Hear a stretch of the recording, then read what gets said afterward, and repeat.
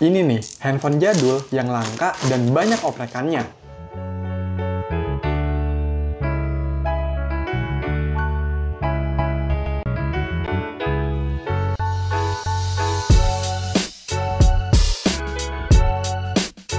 Yo, halo!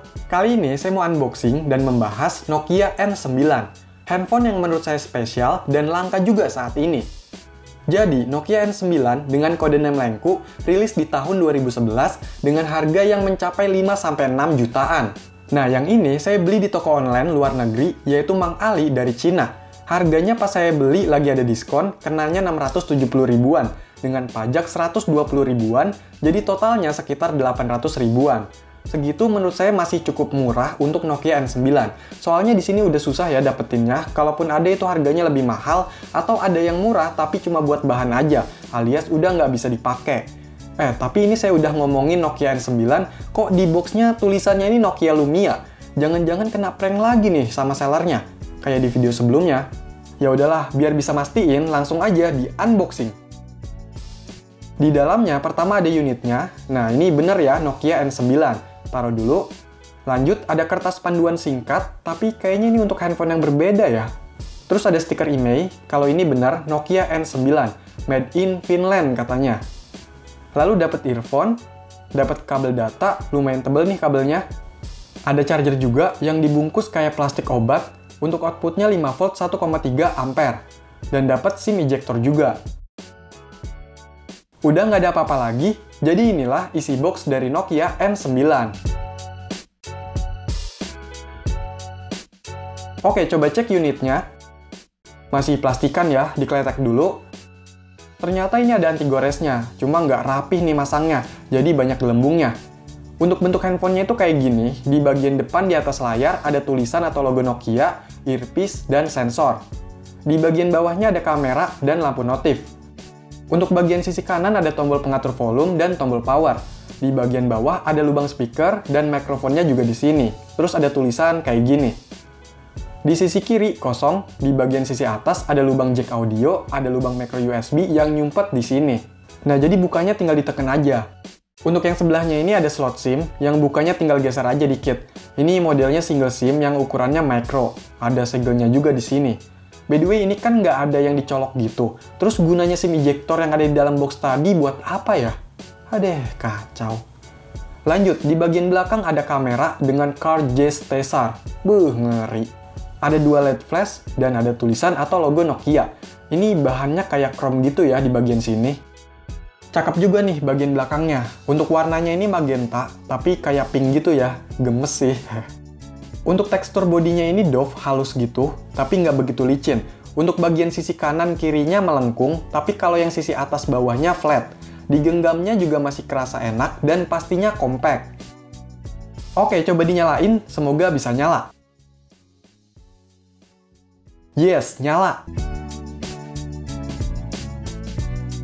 Dan inilah tampilan pertama dari Nokia N9.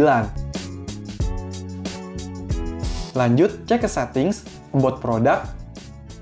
Nokia N9 ini pakai OS MeeGo 1.2 Harmattan dengan versi PR 1.3 dan kode firmware-nya ini 418 untuk region Cina. Tapi walau dari Cina, ini original ya, bukan yang cloningannya. Untuk storage-nya, total 15,79 GB, udah kepake untuk app sekitar 2,1 GB, app data sekitar 146 MB, dan user data sekitar 980 KB. Ini udah kayak dipartisi gitu ya untuk penyimpanannya, ada batas masing-masing. Untuk aplikasi bawaannya ini lumayan banyak ya yang dari Cinanya, dan ada beberapa game juga nih. Oke, lanjut coba kameranya. Dan inilah hasil kamera dari Nokia N9.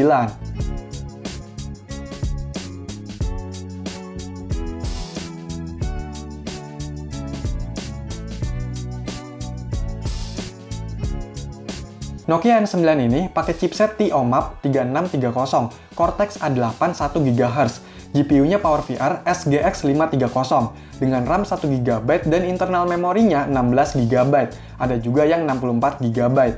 Layarnya 3,9 inch AMOLED 480x854, dilindungi Corning Gorilla Glass. Jaringannya masih 3G, ada Wi-Fi, GPS, dan NFC. Untuk baterainya 1450 mAh, udah tanem, dan menggunakan OS Migo 1.2 Harmattan.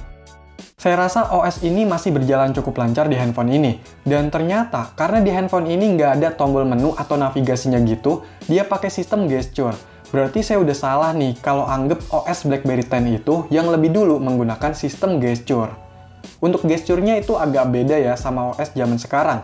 Jadi kalau mau minimize aplikasi, kita bisa swipe tepi layar dari bagian kiri, kanan, atau bawah. Nah, kalau dari bawah terus ditahan di tengah, bisa muncul shortcut, kamera, telepon, dan sebagainya. Kalau untuk menutup aplikasinya secara langsung, itu swipe dari tepi atas ke bawah. Terus di OS ini saya rasa tampilannya juga simple, jadi nggak ada home screen-nya, langsung muncul semua menu aplikasinya. Terus buat lihat notifikasi, tinggal swipe ke samping, mirip-mirip ya kayak di Nokia Asha. Dilihat dari icon aplikasinya juga mirip nih. Dan untuk recent app-nya, tinggal swipe aja lagi ke samping. Yang ini kayak di BB10 OS ya. OS Migo ini memang jarang banget ditemui dan paling mencoloknya ya di handphone Nokia N9 ini.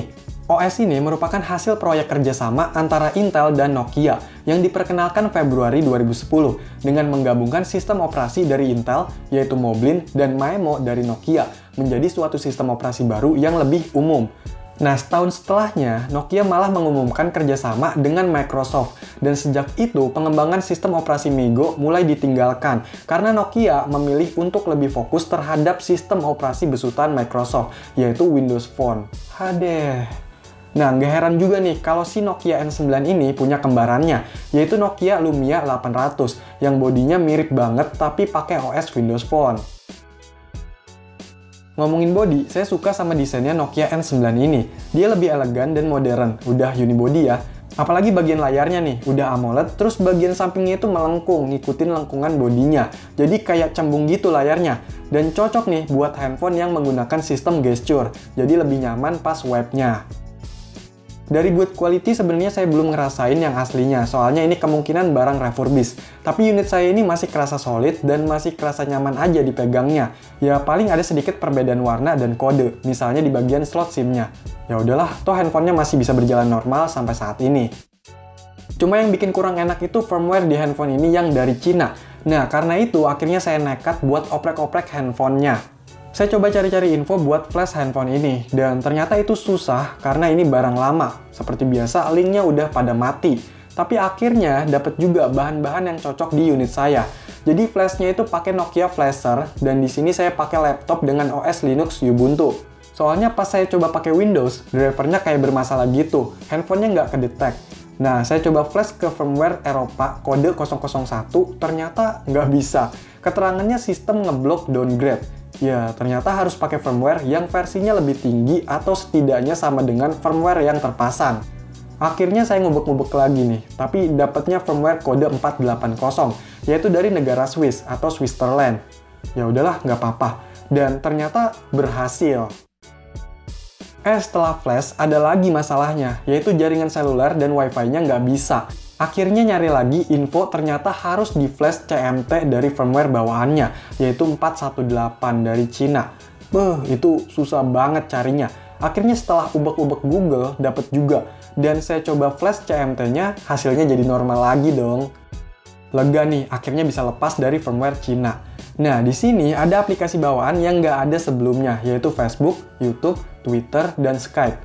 Saya coba Facebook, hasilnya keluar pesan kalau akun yang saya masukin salah, padahal itu udah benar. Dan untuk Twitter juga nggak bisa, muter-muter terus. Untuk YouTube malah ngebuka browser, dan nggak bisa. Terus Skype muter-muter juga, pusing ya. Jangankan aplikasi pihak ketiganya, toko aplikasinya pun udah nggak bisa diakses lagi, jadi ya udah bener-bener nggak disupport. OS Migo ini saking simpelnya nggak ada aplikasi file manager. Dan sebenarnya ada aplikasi terminal untuk OS ini, tapi nggak pre-install, harus aktifin developer mode. Dan untuk aktifin developer mode itu perlu koneksi ke server, sedangkan servernya udah ditutup. Ada aja masalahnya. Beda banget ya sama OS Maemo yang lebih terbuka dan udah disediain. Tapi karena udah terlanjur ubek-ubek handphone ini, jadi lanjut berkelana di Google. Hasilnya saya dapat banyak info dari forum maemo.org yang ada juga pembahasan tentang Migo. Jadi, ada yang buat mirror repository untuk Nokia N9 ini. Wah, gokil juga nih. Jadi kita harus install dulu dengan cara mendownload atau transfer file installernya. Oh iya, untuk file installernya berformat .deb. Habis itu saya coba aktifin lagi developer mode, dan ternyata bisa. Muncul juga nih si terminalnya. Kalau gini kan lebih leluasa, dan bisa lanjut oprek-opreknya. Langsung aja saya install HackIGIS buat BP sertifikat, Filebox buat file manager, dan N9 Quick Tweak buat aktifin beberapa tweak di handphone ini, khususnya untuk akses root di aplikasi Filebox. Habis itu langsung gas pasang OS lain dan UB boot untuk boot manajernya. Hasilnya bisa triple boot alias pasang 3 OS sekaligus dalam satu handphone. Jadi ini saya udah install OS Android di handphone ini, yaitu Nitroid Alpha 5. Ini portingan untuk handphone ini. Androidnya versi 4.1.1 atau Jelly Bean. Ya agak percuma juga sih, soalnya versinya jadul. Aplikasi kekinian juga udah banyak yang nggak support. Terus kurang lancar dan banyak bugnya. Salah satunya kamera yang nggak bisa.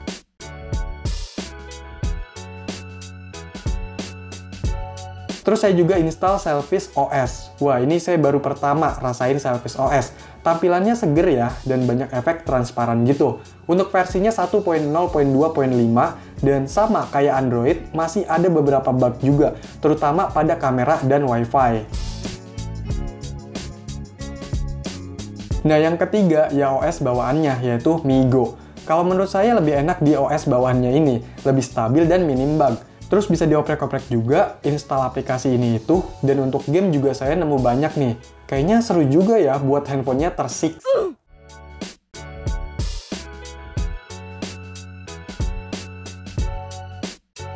Menurut saya, handphone ini kalau layanannya masih hidup dan masih disupport, pastinya kerasa enak. Tapi untuk saat ini, mau nggak mau, ya dioprek buat lebih maksimalin handphonenya. Ya walau harus berjuang banget cari bahan-bahannya. Tapi proses opreknya itu yang bikin handphone ini masih kerasa seru. Jadi lebih unik dan worth it juga buat dikoleksi. Oke, jadi itulah pembahasan Nokia N9 di tahun 2021. Kalau masih ada pertanyaan, info tambahan, atau hal lain yang ingin dibahas, yuk komentar. Sekian video ini, semoga bermanfaat. Silahkan di like, share, dan subscribe channel ini.